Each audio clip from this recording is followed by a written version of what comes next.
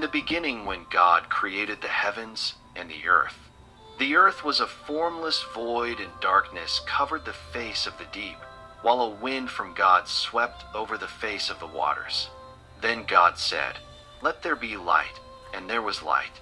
And God saw that the light was good, and God separated the light from the darkness. God called the light day, and the darkness he called night. And there was evening, and there was morning, the first day. And God said, "Let there be a dome in the midst of the waters, and let it separate the waters from the waters." So God made the dome, and separated the waters that were under the dome from the waters that were above the dome. And it was so. God called the dome sky. And there was evening, and there was morning, the second day. And God said, "Let the waters under the sky be gathered together into one place, and let the dry land appear." And it was so.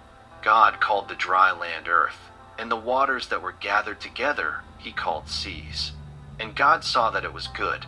Then God said, "Let the earth put forth vegetation, plants yielding seed, and fruit trees of every kind on earth that bear fruit with the seed in it." And it was so. The earth brought forth vegetation, plants yielding seed of every kind, and trees of every kind bearing fruit with the seed in it. And God saw that it was good. And there was evening, and there was morning, the third day.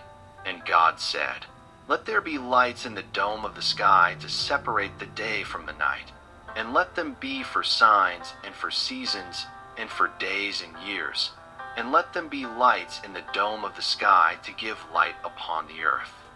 And it was so. God made the two great lights, the greater light to rule the day, and the lesser light to rule the night, and the stars. God set them in the dome of the sky to give light upon the earth, to rule over the day and over the night, and to separate the light from the darkness. And God saw that it was good. And there was evening, and there was morning, the fourth day. And God said, "Let the waters bring forth swarms of living creatures, and let birds fly above the earth across the dome of the sky." So God created the great sea monsters and every living creature that moves, of every kind, with which the waters swarm, and every winged bird of every kind. And God saw that it was good.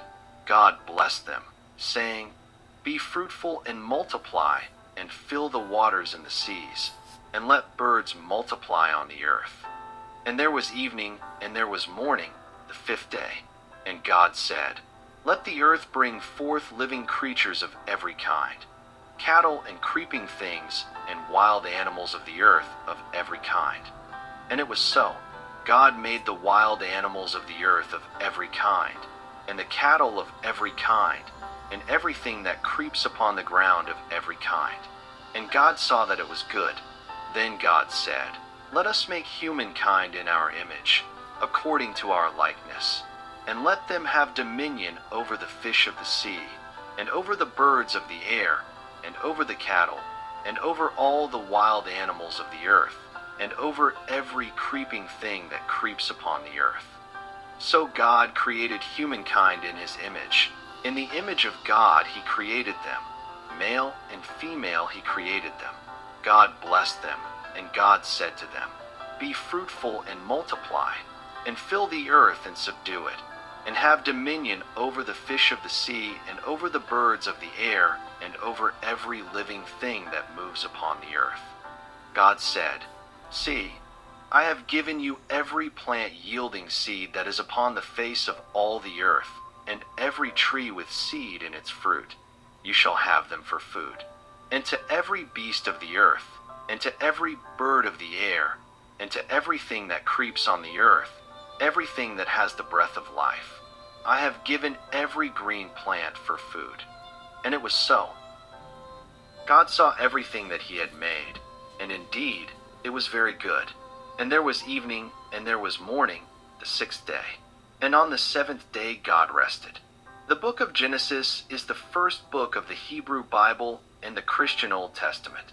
Its name comes from the Greek word Genesis, meaning origin or generation, while its Hebrew name is Bereshit, meaning in the beginning, which is also the first word of the book. Key aspects of the book of Genesis. Book of Beginnings. Genesis details the origins of the world, humanity, sin, death, the beginning of God's plan of redemption, and the origins of the Jewish people. Two main sections. The book is divided into two parts. Primeval history. Chapters 1 to 11 covers the creation of the world, the story of Adam and Eve in the Garden of Eden, the fall of man, Cain and Abel, Noah's Ark and the Great Flood, and the Tower of Babel. Ancestral history. Chapters 12 to 50 focuses on the story of God's relationship with the patriarchs and matriarchs of Israel, starting with Abraham, Isaac, Jacob, and Joseph. Central theme. Genesis emphasizes God's faithfulness to his promises despite human failures, particularly the covenant with Abraham and his descendants. Authorship. While traditionally attributed to Moses, modern scholars debate the authorship, suggesting a process of composition over centuries with multiple sources. Foundational to the Bible. Many core biblical doctrines are rooted in Genesis, including the doctrine of sin, the nature of God, the importance of covenants, and the concept of a promised Savior. Significant stories. Genesis contains well-known narratives such as the creation account, the Garden of Eden story, and the story of Noah's Ark. Key theological themes. Creation and God's goodness. Genesis portrays God as a powerful and wise creator who brings order and goodness out of chaos. Sin and redemption. The book illustrates humanity's tendency to rebel against God and highlights God's plan of redemption from sin. Covenants. Genesis introduces the concept of covenants as a sacred agreement between God and his people. God's sovereignty and faithfulness. God's absolute authority and his unwavering commitment to his promises are central to the narrative.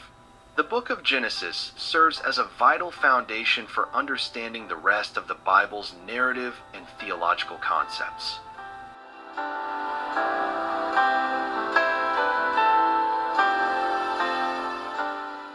I hope you enjoyed this video. Don't forget to like, subscribe, share, and hit that notification icon for the latest videos as they are released. Thanks for watching and catch you in the next one. Ciao for now.